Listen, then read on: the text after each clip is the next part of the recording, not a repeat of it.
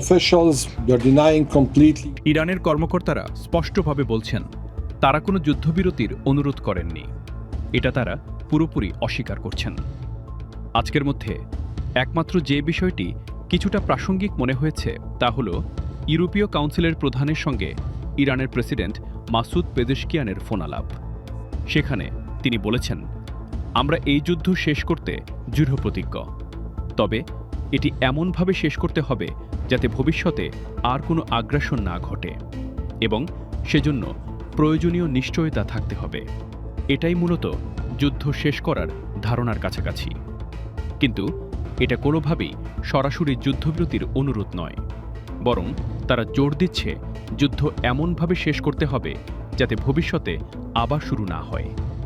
এই অবস্থানটি সোশ্যাল মিডিয়ায় দেওয়া ডোনাল্ড ট্রাম্পের বক্তব্যের সঙ্গে পুরোপুরি ভিন্ন।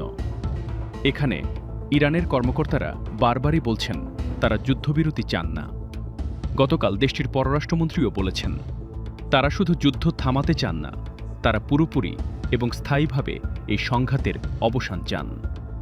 ইরানের ভেতরের বিশ্লেষক ও কর্মকর্তাদের মতে এই মুহূর্তে যুদ্ধবিরতি চাইলে সেটা ইরানের জন্য ক্ষতিকর হতে পারে, কারণ এতে সংঘাতের মূল সমস্যাগুলো অমীমাংসিত থেকে যাবে এবং যে কোনো সময় আবার হামলা শুরু হতে পারে। তাই তারা এমন একটি সমাধান চাচ্ছে যেখানে স্পষ্ট নিশ্চয়তা থাকবে ভবিষ্যতে আর এমন পরিস্থিতি তৈরি হবে না। এছাড়া ইরানের আরেক কর্মকর্তা জানিয়েছেন ইরানে যুদ্ধের সমাপ্তি অনেকটা লেবাননের পরিস্থিতির সঙ্গেও সম্পর্কিত, অর্থাৎ পুরো বিষয়টি বেশ জটিল এবং সহজে শেষ হওয়ার মতো নয়। I mean, it's very complicated to end this way.